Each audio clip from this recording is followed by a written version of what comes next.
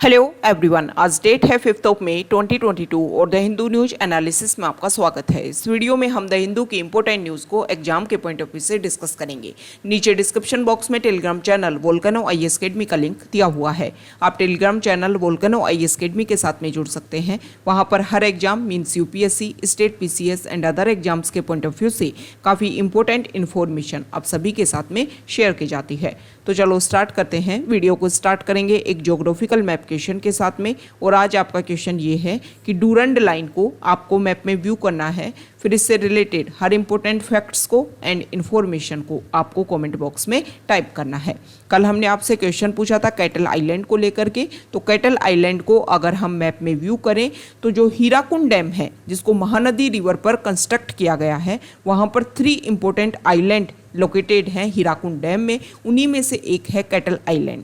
कुछ टाइम पहले Odisha forest and environment department ने इन आइलैंड के ऊपर टूरिस्ट को अट्रैक्ट करने के लिए इको टूरिज्म पैकेजेस स्टार्ट कर दिए, जिसकी वजह से जो कैटल आइलैंड है उसको साइट सीइंग डेस्टिनेशन के रूप में डिक्लेयर किया गया है। मींस यहाँ पर टूरिस्ट को अट्रैक्ट किया जाएगा ताकि टूरिज्म इंक्रीज हो, और आप सभी को पता है टूरिज्म अगर इंक्रीज होगा तो इकोनॉमी बूस्टअप होगी।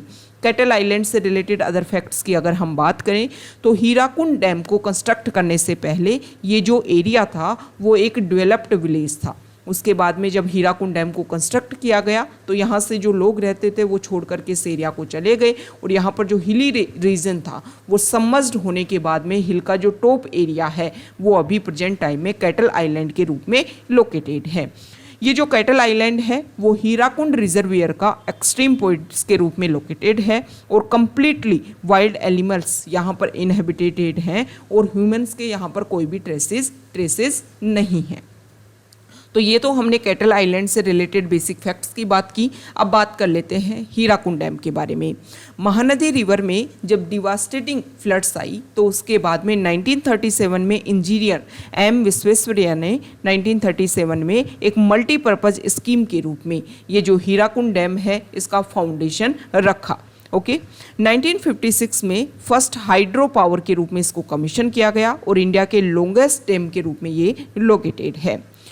आप सभी को पता है जो महानदी रिवर जो यहाँ से फ्लो हो रही है उसका जो अप स्ट्रीम वाला जो रीजन है वहीं पर उड़ीसा स्टेट में इसको हीराकुंड डैम को कंस्ट्रक्ट किया गया है। महानदी रिवर सिस्टम की अगर हम बात करें तो हमारे इंडिया का जो पेनिनसुलर इंडिया है वहाँ पर गोदावरी और कृष्णा रिवर सिस्टम के बाद में 3rd लार्जेस्ट रिवर सिस्टम के रूप में लोकेटेड है, और ओडिशा स्टेट की लार्जेस्ट रिवर के रूप में भी लोकेटेड है महानदी रिवर। महानदी रिवर का आप सभी को पता है कि छत्तीसगढ़ स्टेट में जो बस्तर हिल्स है वहाँ से लगभग उसी एरिया से इसका ओरिजिन होता है, और उसके बाद में ये फ्लो होती हुई लास्ट में बे ऑफ बंगाल में अपने वाटर को मर्ज करती है। तो ये हर इंपॉर्टेंट फैक्ट को आपके Telegram channel Volcano IAS academy के साथ में आपके साथ में शेयर कर दिए जाएंगे। इनसे रिलेटेड बहुत सारे एग्जाम में क्वेश्चन पूछ लिए जाते हैं। द हिंदू के फ्रंट पेज पर फर्स्ट इंपॉर्टेंट आर्टिकल है, आरबीआई ने रिजर्व बैंक ऑफ इंडिया ने सरप्राइजिंग तरीके से जो रेट है उसको 40 बीपीएस पॉइंट्स तक इंक्रीज कर दिया है। Okay reserve bank of India ने वेडनेसडे को एक सडन मूव लिया, और जो हमारी रेपो रेट है उसको 40 बेसिस पॉइंट बीपीएस को मतलब जो रेपो रेट है उसको 40 बेसिस पॉइंट तक इंक्रीज कर दिया। मींस 4.4% तक उन्होंने इंक्रीज कर दिया है रेपो रेट को।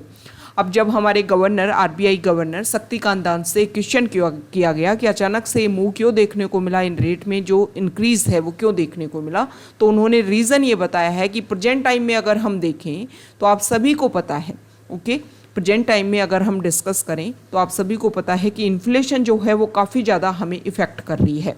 यहाँ पर अगर हम डिस्कशन करें तो यूक्रेन और रशिया के बीच में जो वॉर है उसका भी इम्पैक्ट हमें देखने को मिल रहा है।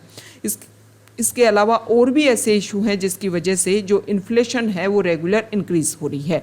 तो इन्फ्लेशन को अगर हमें रेगुलेट करना है, उसको मेंटेन करना है, तो इस तरीके की जो एक्टिविटी है वो आरबीआई अपनी तरफ से कुछ टूल्स का यूज़ करता है ताकि इन्फ्लेशन और डिफ्लेशन को टाइम टू टाइम वो एक तरीके से रेगुलेट कर सकें। आप सभी को पता है कि हमारी इन्फ्लेशन रेट 2 से 4 तक का एक बैंड डिक्लेयर किया गया था, जिसमें डिसाइड किया गया था +-2। ओके 4 में +-2 का डिक्लेयर किया गया था कि 2 से 6% तक हमारी इन्फ्लेशन रेट जो है उसको मेंटेन रखा जाएगा। लेकिन अगर प्रेजेंट टाइम की अगर हम बार बार रिव्यूज़ एंड कमिटीज़ की जो भी रिपोर्ट सामने आ रही है उनकी अगर हम बात करें तो हमारे इंडिया में जो इन्फ्लेशन रेट है वो रेगुलर 6% को भी क्रॉस कर रही है। तो उन सभी प्रॉब्लम्स को, उन सभी इश्यूज को रेगुलेट करने के लिए रेपो रेट को यहाँ पर इंक्रीज किया गया है।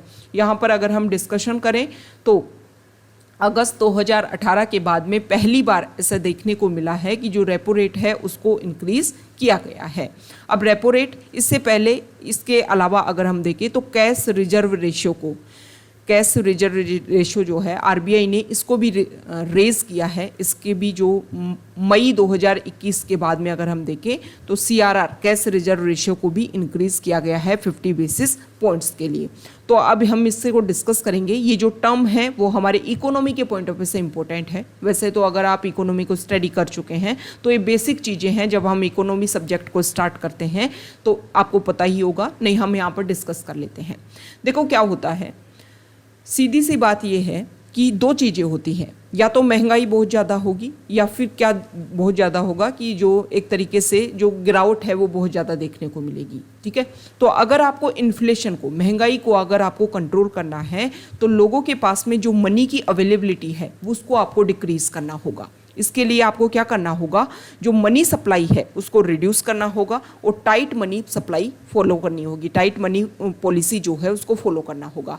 तो आरबीआई अपनी तरफ से कुछ एफर्ट्स लगाता है, कुछ कोशिश करता है कि किस तरीके से मनी सप्लाई को कम किया जाए। तो ये जो एफर्ट्स हैं उसी में आते हैं ये जो टूल्स हैं, जैसे कि रेपो रेट हो गया, रिजर्व रेपो रेट हो गया, सीआरआर हो गया, एसएलआर हो गया। ये टूल्स हैं जिनके थ्रू आरबीआई जो है वो कोशिश करता है कि इन्फ्लेशन को हम कंट्रोल कर सकें या फिर डिफ्लेशन को हम कंट्रोल कर सकें। ओके, अब सबसे पहले देखो सिंपल लैंग्वेज में हम यहाँ पर समझने की कोशिश करते हैं। अगर हम यहाँ पर मार्केट में कोई प्रोडक्ट देखते हैं, जैसे कि कोई भी खाने का कोई सामान है, जैसे कि टोमेटो है या फिर लेमन आप ले लीजिए। ओके, तो इसमें अगर हम देखें टोमेटो अगर आप देखोगे तो यहाँ पर क्या इशू देखने को मिलता है कि रेगुलर अगर आप यूँ करोगे इस चीज़ को, देखो मार्केट में मान लो ये प्रोडक्ट है, इसका प्राइस अभी प्रेजेंट टाइम में 100 रुपये पर केजी है, लेकिन धीरे धीरे लोगों के पास में बहुत ज़्यादा मनी हो गया। अब जब मनी है, लोगों के पास में ठीक ठाक पैसा अवेलेबल है, तो वो क्या करेंगे, ज़्यादा पैसा दे करके इस प्रोडक्ट को खरीदने की कोशिश करेंगे, क्योंकि प्रोडक्ट की अवेलेबिलिटी जो है वो सेम है। तो अब क्या करोगे, अब इतना ज़्यादा लोगों के पास पैसा बहुत ज़्यादा है तो वो ज़्यादा जब मनी देंगे तो महंगाई बढ़ेगी, क्योंकि जिन लोगों के पास पैसा कम है वो उसको खरीद नहीं पाएंगे। तो किस तरीके से हम इस प्राइस को 100 रुपये केजी ही मेंटेन करके रख सकें, तो इसके लिए हम दो चीज़ कर सकते हैं। या तो टमाटर जो है उसका बहुत ज़्यादा जो मार्केट में अवेलेबिलिटी है उसको बढ़ा दें कि हम अदर कंट्रीज से ख़रीद लें, या फिर कोशिश करें कि जो भी फार्मर्स हैं उनसे खरीद करके मार्केट में अवेलेबिलिटी ज़्यादा से ज़्यादा इंक्रीज़ करें, ताकि पैसा भी ज़्यादा है तो लोगों के पास में जब मार्केट में प्रोडक्ट की अवेलेबिलिटी ज़्यादा होगी तो प्राइस जो है उनको ज़्यादा पे नहीं करना पड़ेगा। तो इससे टमाटर की जो वैल्यू है, जो उनका प्राइस है वो सेम बना रहेगा। या फिर हम दूसरा क्या कर सकते हैं कि जो मनी है लोगों के पास में उसको हम काउंटर कर दें, उसको हम रिडक्ट कर दें, ये चीज़ कर सकते हैं। इससे जो प्राइस है प्रोडक्ट का वो रेगुलर सेम बना रहेगा। ओके, तो इसके लिए जो आरबीआई है वो कुछ टूल्स अपनाती है। उन टूल्स में अगर हम देखें तो सीआरआर क्या होती है, सीआरआर में क्या होता है कि जैसे आरबीआई से और कुछ बैंक होते हैं, जैसे कि एसबीआई हैं और भी जो अदर बैंक्स हैं, इन बैंक को क्या होता है, इन बैंक के पास में पैसा आता है, कुछ लोग यहाँ पर जमा करवाते हैं और कुछ लोग यहाँ से लोन लेते हैं। तो एक यहाँ पर हर 15 दिन में एक अमाउंट निकाला जाता है और उस अमाउंट के बेसिस पर सीआरआर और एसएलआर डिसाइड की जाती है आरबीआई के द्वारा। आरबीआई रेट डिसाइड करता है कि आपको इतना सीआरआर रखना है, इतना एसएलआर रखना है। सिंपल लैंग्वेज में आप ये समझो कि बैंक के पास में मतलब 100 रुपये आए 15 दिन में, तो बैंक को इन 100 रुपये को ही, जो बैंक के पास में जमा हुए 100 रुपये, इन 100 रुपये को ही बैंक को क्या नहीं देना है, लोगों को लोन में नहीं दे देना है। इसके लिए आरबीआई ने एक पॉलिसी डिसाइड कर रखी है कि आपको मान लो आपके पास 100 रुपये आए तो 100 रुपये में से आपको 4% जो है वो सीआरआर के रूप में रखने पड़ेंगे, मतलब कैश के रूप में ही आपको रखने पड़ेंगे। और यहाँ पर जो लगभग 22% जो है, मतलब 22 रुपये जो है वो आपको रखने पड़ेंगे इसके रूप में, एसएलआर के रूप में, जिसको आप एसेट्स के रूप में रख सकते हो। ओके, तो यहाँ पर जो मनी ये क्यों रखा जाता है भाई, 100 रुपये आए, 100 रुपये भी तो दे सकते हैं ना, क्योंकि बैंक को से ज़्यादा फायदा होगा।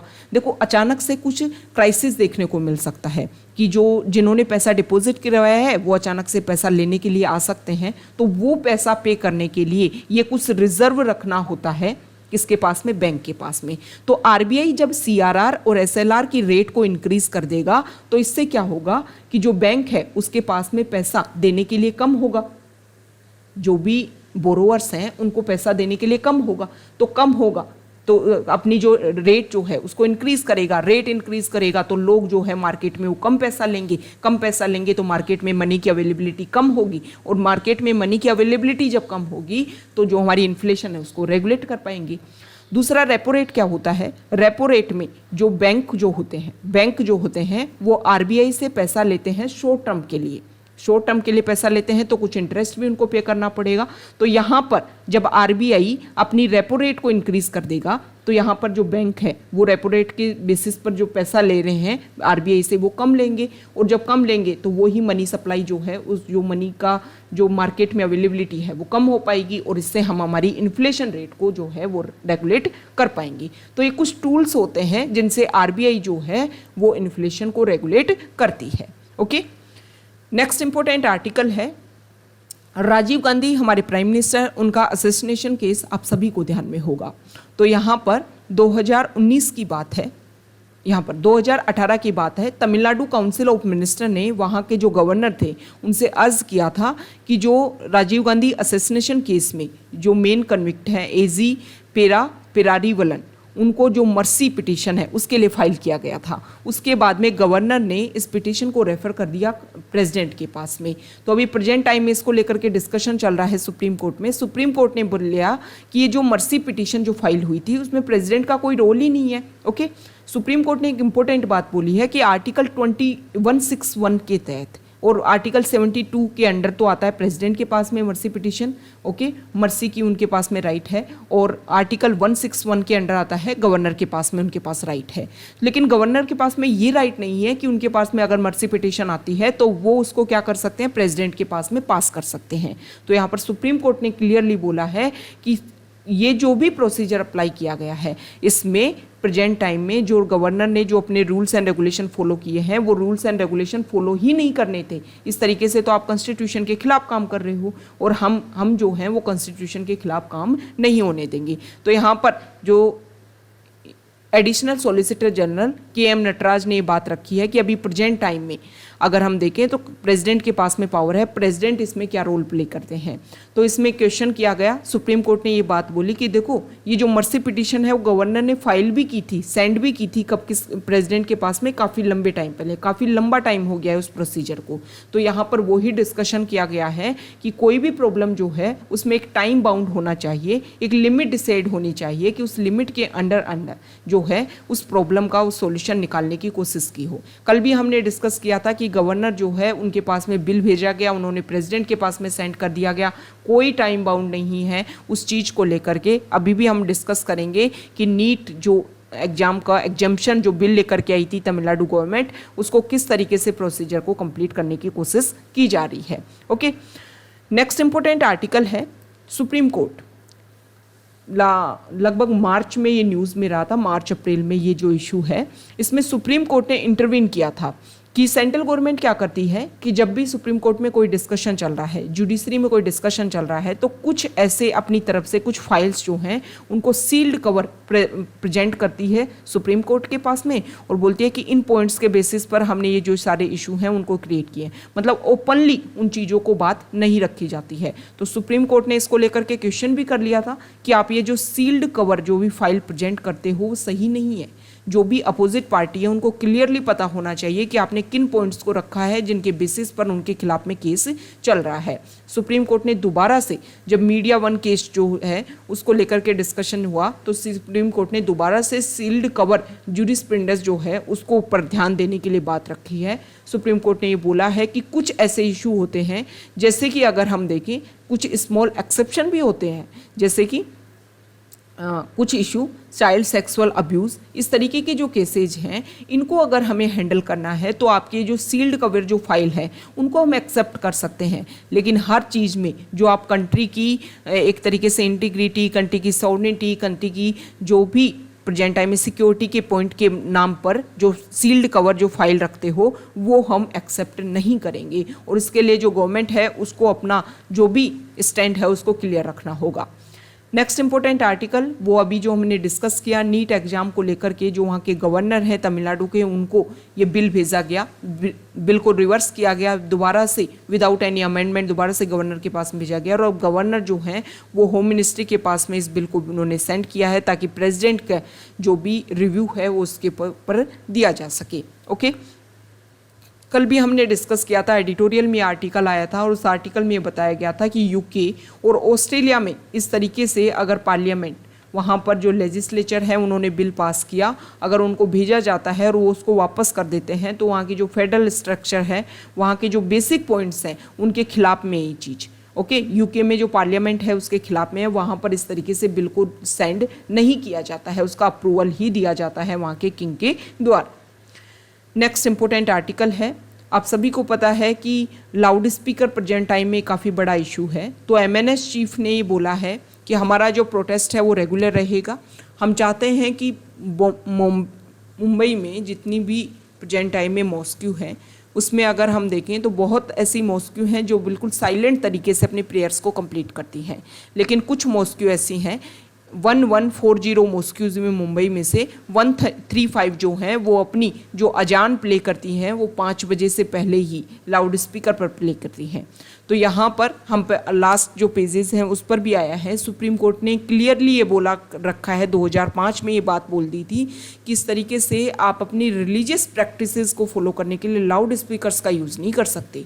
आप लोगों को अपनी बातें बताने के लिए लाउड स्पीकर्स का यूज़ नहीं कर सकते हो। ओके, आपको नॉइस जो है, एक साउंड पोल्यूशन जो है उसको भी आपको रेगुलेट करना होगा। और लोगों का जो आर्टिकल 21 जो है, जो राइट टू लाइफ है, उसका एक इंटीग्रल पार्ट है कि वो नॉइस फ्री एरिया में अच्छे तरीके से रह पाएँ। ओके, तो जो भी उनका इंटीग्रल पार्ट है, जो भी उनकी पर्सनल लिबर्टी है, जो भी उनके फंडामेंटल राइट है, हम किसी भी रिलीजन के ऊपर फोकस नहीं कर रहे हैं। सुप्रीम कोर्ट ने बात क्लियरली बोली थी, हम सभी के लिए ये बात क्लियरली बोलते हैं कि आप रिलीजन प्रैक्टिसेस को फॉलो कीजिए, लेकिन लोगों की जो पर्सनल फंडामेंटल राइट है उनको भी आपको मेंटेन करना जरूरी है। तो यहाँ पर एमएनएस चीफ जो है राज ठाकरे, उन्होंने क्लियरली बोला है कि सुप्रीम कोर्ट का जो ऑर्डर है कम से कम उसको तो फॉलो किया जाना ही चाहिए। नेक्स्ट इंपॉर्टेंट आर्टिकल, जोधपुर में अभी हमने देखा कि ईद जो थी उसके उसी टाइम में हिंदू फेस्टिवल, यहाँ पर फेस्टिवल फॉलो किया जाता है, हिंदू फेस्टिवल हिंदू कैलेंडर के अकॉर्डिंग अक्षय तृतीया, तो दोनों का ही एक ही दिन कुछ ऐसा मर्ज हुआ। उसके बाद में यहाँ पर रीजनल बेसिस पर कुछ कन्फ्लिक्ट देखने को मिला कम्युनिटी में, जिसकी वजह से यहाँ पर काफ़ी ज़्यादा इशू क्रिएट हुए। तो अब 2 दिन से रेगुलर वहाँ पर कर्फ्यू लगा हुआ है। ओके, नेक्स्ट इंपॉर्टेंट आर्टिकल, देखो हमारी सोसाइटी का एक क्लियर एक सच्चाई है ये कि हम डाइवर्स कंट्री हैं, तो हमें ज़्यादा ये जो कन्फ्लिक्ट हैं उनको रिलीजन बेसिस पर इंक्रीज ना करके कोशिश की जानी चाहिए कि सभी मिलकर के अच्छे से एक दूसरे के रिलीजन की रिस्पेक्ट करें और अच्छे से जो भी उनकी एक्टिविटी हैं, जो भी उनके फेस्टिवल हैं, उन सभी को सेलिब्रेट करने में हेल्प करें। ओके, और ये चीज़ें जो हैं वो हर कम्युनिटी, हर रिलीजन के ऊपर लागू होती हैं, इम्प्लीमेंट होती हैं, सभी को फॉलो किया जाना चाहिए ताकि जो हमारी कंट्री की जो एक खूबसूरती है, एक जो डाइवर्सिटी, जो एक खूबसूरती है हमारे इंडिया की, वो मेंटेन रह सके। ओके, नेक्स्ट इंपॉर्टेंट आर्टिकल है पेज नंबर 8 पर, एडिटोरियल पेज पर, और यहाँ पर जो फर्स्ट आर्टिकल है वो अभी हमने डिस्कस कर लिया है, जिस तरीके से इंक्रीज़ किया है रेपो रेट में, सीआरआर में, ये सब कुछ अभी हमने फ्रंट पेज पर ही डिस्कस कर लिया है। इकोनॉमी से रिलेटेड आर्टिकल है, तो इसमें आरबीआई का जो मूव देखने को मिला, जो इंटरेस्ट रेट जो हमने इंक्रीज़ की है उसको लेकर के यहाँ पर इस आर्टिकल में बताया गया है कि आरबीआई किस तरीके से जो इन्फ्लेशन है उसको रेगुलेट करने की बात कर रही है। नेक्स्ट इंपॉर्टेंट आर्टिकल है इंडिया ने किस तरीके से अपने रिलेशंस को मेंटेन किया है उसके बारे में इस आर्टिकल में बताया गया है। आप सभी को पता है रशिया यूक्रेन वॉर स्टार्ट हुआ था। हमारे इंडिया में बहुत सारे प्रेस्टिजियस पोस्ट से बहुत सारे पर्सन, हमारे इंपॉर्टेंट पर्सन, अदर कंट्रीज़ के इंपॉर्टेंट डेलीगेशन जो है हमारे इंडिया की विजिट पर थे, क्योंकि सभी कंट्रीज़, वेस्टर्न कंट्रीज़ ने ये आरोप लगाना स्टार्ट कर दिया था और उन्होंने ये अपनी तरफ से कोशिश करना स्टार्ट कर दी थी कि रशिया को आइसोलेट कर दिया जाए, उनके ऊपर सारे के सारे जो इकोनॉमी सैंक्शन है वो लगा दिए जाए, दूसरे वहाँ से जो भी प्रोडक्ट्स आते हैं उनको रोक दिया जाए। इससे उनका जो ट्रेड जो है वो जब रुक जाएगा तो इकोनॉमी जो है वो जब सेटल होगी तो इसके बेसिस पर जो वॉर जो सिचुएशन है उसको कंट्रोल किया जा सकेगा। लेकिन अगर हम यहाँ पर डिस्कस करें तो इंडिया ने अपने रिलेशंस को मेंटेन रखा। जब बात आई यूनाइटेड नेशन की, वहाँ पर जब भी कोई रेजोल्यूशन पास हुआ तो इंडिया ने एब्सटेन पॉलिसी को फॉलो किया। हालांकि इंडिया ने वॉर जैसी सिचुएशन को कभी भी सपोर्ट नहीं किया। इंडिया ने हमेशा अपनी क्लियरली बात रखी कि हम चाहते हैं कि जो भी प्रॉब्लम है उसको आप पीस तरीके से उसको सॉल्व किया जाए। ओके, हालांकि जब यूनाइटेड नेशन में अदर कंट्रीज़ ने अपने रेजोल्यूशन पास करवाने गए तो इंडिया ने किसी का भी स्टैंड नहीं लिया। इंडिया ने अपनी नो पॉलिसी के ऊपर वर्क किया कि ना हम रशिया की तरफ हैं ना हम वेस्टर्न कंट्रीज़ की तरफ हैं, हाँ है दोनों तरफ। हम बैलेंस पॉलिसी को फॉलो करते हैं क्योंकि इंडिया के लिए दोनों ही जो ग्रुप हैं वो काफ़ी ज़्यादा इंपॉर्टेंट है। ओके, इस आर्टिकल में अगर हम देखें तो रशिया को काउंटर करने के लिए यूरोपियन कंट्रीज़ ने अपनी काफ़ी कोशिश की। अब इंडिया अपने जो रिलेशंस है वो यूरोपियन कंट्रीज़ के साथ में भी मेंटेन करना चाहता है। तो प्रेजेंट टाइम में हमारे प्राइम मिनिस्टर जो हैं वो 3 नेशन विजिट पर हैं यूरोप में। ओके, वहाँ पर जर्मनी में उन्होंने विजिट की है, फिर नॉर्डिक जो कंट्रीज़ हैं उनके साथ में डिस्कशन किया है। इंडिया नॉर्डिक समिट जो है जिसमें Denmark, Norway, Sweden, Finland, Iceland जो कंट्रीज़ हैं उनके जो लीडर्स हैं वो उसमें शामिल थे। और अभी प्राइम मिनिस्टर जो हैं वो फ्रेंच के प्रेसिडेंट इमैनुअल मैक्रोन जो दोबारा से री इलेक्ट हुए हैं उनके साथ में डिस्कशन करेंगे, बायलैटरल रिलेशंस हैं उनको मेंटेन करेंगे। तो इंडिया ने अगर हम यहाँ पर डिस्कस करें तो जर्मनी ना सिर्फ इंडिया के रिलेशन रशिया के साथ में बेहतरीन है क्योंकि इंडिया अपने डिफेंस वेपन्स को लेकर के काफ़ी ज़्यादा डिपेंडेंट है रशिया के ऊपर। दूसरी तरफ अगर हम बात करें जर्मनी की तो जर्मनी तो अपने गैस इम्पोर्ट रिक्वायरमेंट्स के लिए भी 40% तक रिलाई करता है रशिया के ऊपर। तो यहाँ पर रशियन एग्रेशन जो है उसकी वजह से जर्मनी ने देखो कोशिश तो की, मीडिएशन का रोल भी प्ले करने की कोशिश की कि दोनों कंट्रीज़ के बीच में जो इशू हैं उनको सोल्व किया जा सके। लेकिन यहाँ पर अगर हम देखें तो वहाँ के जो चांसलर हैं उनकी तरफ से स्टेटमेंट भी आया कि stop this senseless murder and withdraw your troops. Okay, Russia के लिए उन्होंने ये बात रखी। तो इंडिया किस तरीके से अपनी मेंटलिटी, किस तरीके से अपना जो स्टैंड है उसको मेंटेन कर रहा है वो काफ़ी ज़्यादा काबिल तारीफ़ है। यहाँ पर बताया गया है कि पोस्ट कोल्ड वॉर एरा में या पोस्ट कोल्ड वॉर में जब वर्ल्ड ने, यूरोप ने कोशिश की थी कि जो स्टेबिलिटी है उसको किस तरीके से मेंटेन किया जाए, इंडिया ने अपना जो रिलेशन है वो रशिया के साथ में भी और यूएस के साथ में भी मेंटेन करने की कोशिश की थी। तो अब प्रेजेंट टाइम में यूरोप जब सेटल हो रहा है तो इंडिया को क्या किया जाना चाहिए, अपने जो स्टेबिलिटी वाला जो पोजीशन है उसको फॉलो किया जाना चाहिए और जो भी अपनी पार्टनरशिप है दोनों तरफ उसको हम रेगुलेट करें और जो भी प्रॉब्लम है उसके सॉल्यूशन पर वर्क किया जाए। लेकिन जो हमारी प्रॉब्लम है, जो हमारे रिलेशंस हैं, जो हमारी पार्टनरशिप है जो काफ़ी ज़्यादा इंपॉर्टेंट है हमारे इंडिया के लिए, उसको हमें रेगुलर करना चाहिए। नेक्स्ट इंपॉर्टेंट आर्टिकल है पेज नंबर 9 एडिटोरियल पेज पर, और यहाँ पर कोविड की वजह से कौन कौन से एरिया इफेक्ट हुए उसको लेकर के यहाँ पर बता रखा है। बहुत सारे डाटा शो कर रखे हैं, ज़्यादा इंपॉर्टेंट नहीं है, इतने डाटा कंप्लीटली याद नहीं हो सकते। तो centre for monitoring Indian economy means CMIE का जो कंज्यूमर पिरामिड्स हाउस होल्ड सर्वे है उसमें ये बताया गया है कि इंडिया में जो एम्प्लॉयमेंट है वो 2019-20 से अगर हम 2020-21 के बीच में कंपैरिजन करें तो पहले था 408.9 मिलियन और अब है 387.2। ओके, 2021-22 में हालांकि हमने थोड़ा सा रिकवर किया है और 401.8 मिलियन तक हमारे यहाँ पर एम्प्लॉयमेंट चला गया है। लेकिन अभी भी जो एम्प्लॉयमेंट जो है वो इनएडिक्वेट है, मतलब रिकवरी जो है वो इतनी अच्छी नहीं हुई है। अभी भी अगर हम देखें तो 7 मिलियन का एम्प्लॉयमेंट में अभी तो शॉर्ट है प्रेजेंट टाइम में। Okay, employment was still 1.7%, pre pandemic level से भी अगर हम कंपैरिजन करें तो काफ़ी ज़्यादा अभी भी कमी है और हमें तो इंक्रीज़ करना है क्योंकि टाइम के साथ में जो एम्प्लॉयमेंट एरिया है, एम्प्लॉयमेंट मार्केट में और लोगों की जो एंट्री है वो टाइम के साथ में इंक्रीज़ होती जा रही है।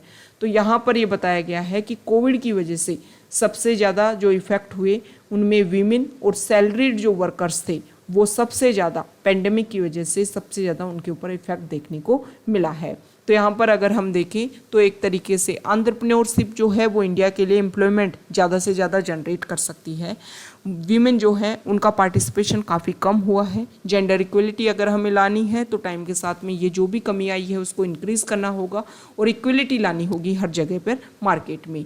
और ये सारी चीज़ें तभी डिसाइड हो पाएंगी जब बेसिक लेवल पर बूस्टअप होगा, और जब बूस्टअप होगा, जब जॉब क्रिएट होंगी, तभी जा कर के ये जो भी इशू हमने फेस किया है उसको हम सोल्व कर पाएंगे। नेक्स्ट इंपॉर्टेंट आर्टिकल है, एडिटोरियल पेज पर ही कुछ डाटा पब्लिश हुए हैं जो हमें पता होना चाहिए। तो प्रेस फ्रीडम इंडेक्स जो रिपोर्टर्स विदाउट बॉर्डर्स के द्वारा पब्लिश किया जाता है एनुअली बेसिस पर, इनका 2022 का एडिशन पब्लिश हुआ है और इसमें 180 कंट्रीज़ में से इंडिया की जो रैंक है वो 150 आई है। ओके, सबसे लोवेस्ट अभी प्रेजेंट टाइम में। लास्ट टाइम अगर हम देखें तो इंडिया की रैंक आई थी 142, मतलब अभी प्रेजेंट टाइम से 8 रैंक ज़्यादा थी। ओके, 5 कैटेगरी के ऊपर ये जो परफॉर्मेंस है इसको डिसाइड किया जाता है और इसमें जो कैटेगरी हैं वो शामिल है political context, legal framework, economic context, socio culture context and safety of journalist. इन सारे पॉइंट्स के ऊपर जो कोशिश की जाती है हर कंट्री में कि इन पॉइंट्स के ऊपर कौन सा कंट्री किस तरीके से परफॉर्म कर रहा है। ओके, तो यहाँ पर अगर हम देखें तो इन 5 में से इंडिया की जो रैंकिंग है वो सेफ्टी ऑफ जर्नलिस्ट कैटेगरी में सबसे लोवेस्ट है और लीगल फ्रेमवर्क कैटेगरी में 120 रैंक आई है और जर्नलिस्ट की जो सेफ्टी है उसमें 163 रैंक आई है। अब सभी को पता है जर्नलिस्ट के ऊपर जो अटैक होते हैं या उनकी जो इंडिपेंडेंस है, उनकी जो लिबर्टी है, उनको जो नुकसान होता है उसके बेसिस पर ये रैंकिंग पब्लिश की जाती है। यहाँ पर जो भी इनके 5 पॉइंट्स हैं उनको अच्छे से फ्रेम कर रखा है कि कौन से पॉइंट में किन किन पॉइंट्स के बेसिस पर ये सारे जो डाटा हैं उनको इकट्ठे किए जाते हैं, कलेक्ट किए जाते हैं और फिर ये इंडेक्स जो है वो पब्लिश किया जाता है। यहाँ पर अदर कंट्रीज से कंपैरिजन किया गया है तो नॉर्वे जो कंट्री है उन्होंने फर्स्ट रैंक हासिल की है। यहाँ पर जो अदर कंट्रीज़ को आप देखिए, यूएस 42 नंबर पर आता है, ब्राज़ील जो है 110 पर आता है, इथियोपिया 114 पर आ रहा है। यहाँ पर अगर हम देखें तो साउथ सूडान है, फिर इंडिया 150 पर आ गया। नॉर्थ कोरिया जो है वो 180 सबसे लास्ट कंट्री पर यहाँ पर एग्जिस्ट कर रहा है। ओके, नेक्स्ट इंपॉर्टेंट आर्टिकल है, यहाँ देखिए पेज नंबर 10 पर।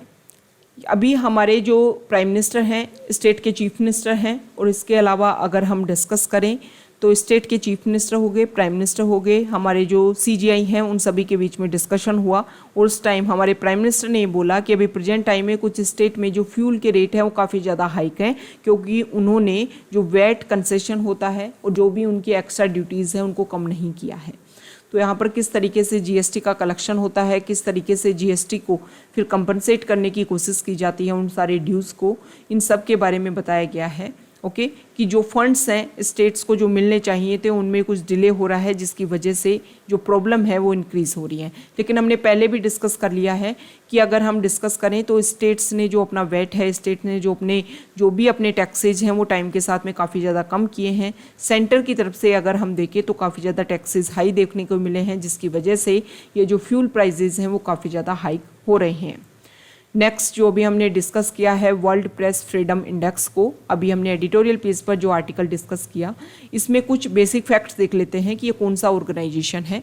तो आरएसएफ जो ऑर्गेनाइजेशन जो इसको पब्लिश करता है, ओके, आरएसएफ एक इंटरनेशनल एनजीओ है whose self-proclaimed aim to defend and promote media freedom को प्रमोट करना इसका मेन टारगेट है। हेडक्वार्टर इसका पेरिस में है और यूनाइटेड नेशन में एक कंसल्टेटिव स्टेटस के रूप में वर्क करता है।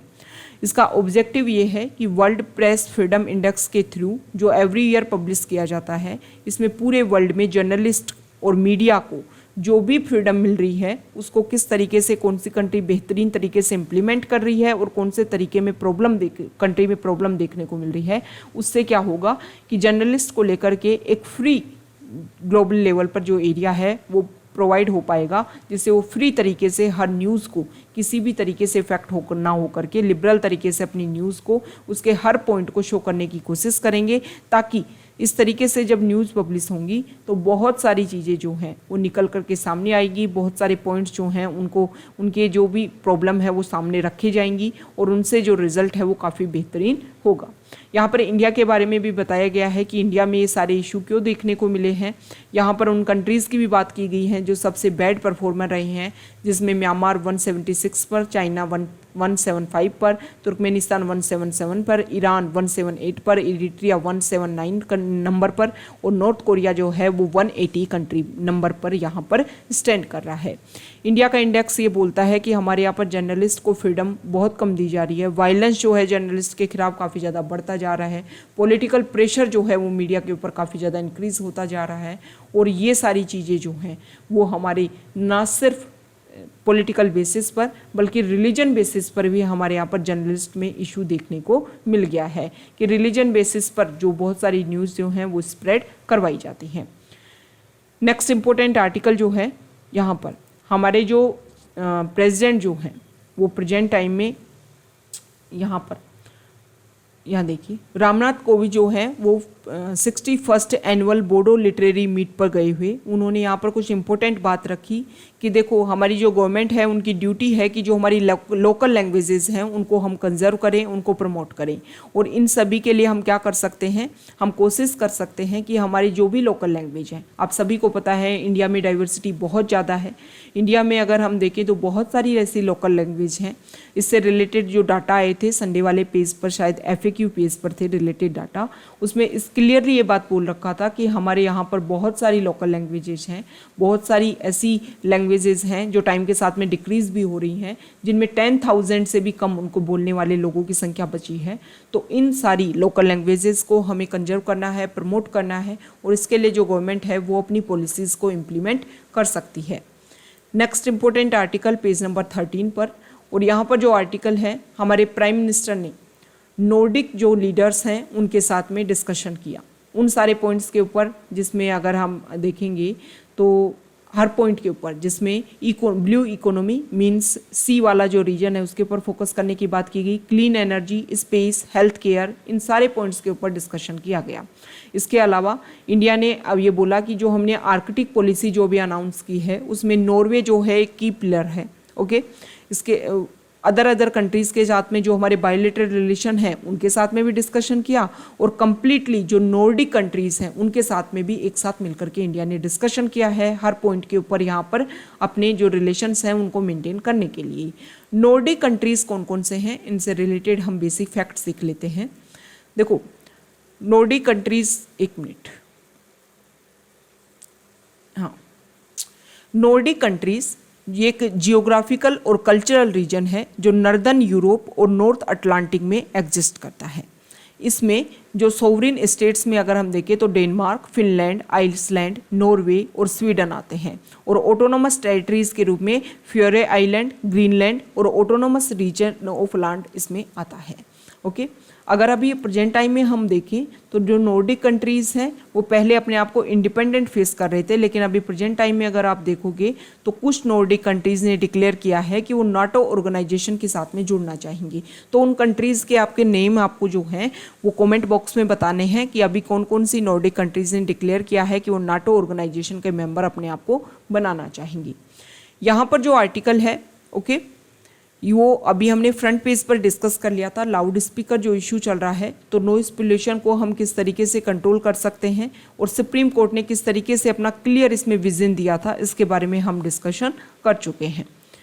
नेक्स्ट इंपॉर्टेंट आर्टिकल है पेज नंबर 13 पर, और यहाँ पर जो फर्स्ट आर्टिकल है वो कोविड को लेकर के है।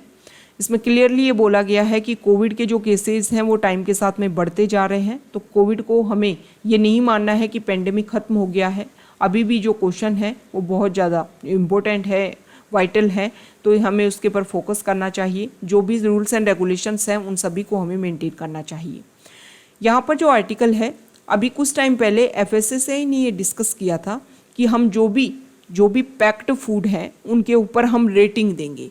रेटिंग के बेसिस पर 0.5 से हम क्या करेंगे 5% तक 5 तक रेटेड देंगे, 5 स्टार तक रेटिंग करेंगे और उसके बेसिस पर जो भी कंज्यूमर्स हैं जो भी उन प्रोडक्ट्स को यूज़ कर रहे हैं उनकी रेटिंग के बेसिस पर उसको यूज़ करेंगे। तो यहाँ पर ये बताया गया है कि जैसे एक मूवी को आप रेटिंग देते हो लेकिन फिर भी जो लोग उसको देखते हैं व्यू करते हैं वो तो करते ही हैं। इस तरीके से इस तरीके की जो रेटिंग सिस्टम है उसका कोई यूज़ नहीं है। इसके बेसिस पर आप क्या कर सकते हो, आप क्या कर सकते हो कि कुछ ऐसे ये जो लेबल सिस्टम आप लगा रहे हो उसमें जो भी एक्स्ट्रा न्यूट्रिएंट्स हैं उनको आप यूज़ कर सकते हो, उनके पॉइंट्स पर ये सारी जो भी प्रोडक्ट्स हैं उनको आप लेबल कर सकते हो। इस तरीके से रेटिंग सिस्टम से क्या होगा कि एक क्लियर विज़न जो होना चाहिए उसके ऊपर तो फोकस किया नहीं जाएगा और सिर्फ रेटिंग दे दी जाएगी। इसके बेसिस पर जो एक रिजल्ट जो आना चाहिए वो नहीं आ पाएगा। ओके, यहाँ पर सेक्स रेशियो से रिलेटेड कुछ डाटा आए हैं। तो 2020 में अगर हम देखें तो लद्दाख में सबसे हाईएस्ट सेक्स रेशियो देखने को मिला है। उसके बाद में अरुणाचल प्रदेश, फिर अंडमान एंड निकोबार आइलैंड, फिर त्रिपुरा और फिर केरला। बॉटम 5 स्टेट्स की अगर हम बात करें तो Manipur, Dadra and Nagar Haveli and Daman and Diu, Gujarat, Haryana and Madhya Pradesh. Okay, कुछ स्टेट ऐसे हैं जिनके अभी तक कुछ डाटा जो है वो सामने नहीं आए हैं। उसके बाद में जो क्लियर चीज़ें जो हैं वो साफ दिखने लगेंगी। जो फॉरेन पेज पे है और वहाँ पर जो था कोई इम्पोर्टेंट का कोई ज़्यादा न्यूज़ नहीं है। यहाँ पर सिर्फ ये बताया गया है कि जो नॉर्थ कोरिया है उनमें अगर हम देखें रेगुलर अगर हम डिस्कस करें तो north Korea fired A ballistic missile on Wednesday, Seoul set. Okay, south Korea ने डिक्लेयर किया है कि नॉर्थ कोरिया फिर से अपने यहाँ पर बैलिस्टिक मिसाइल को फायर कर रहा है, मतलब रेगुलर जो है वो यहाँ पर उनकी टेस्टिंग जो है वो रेगुलर जारी है।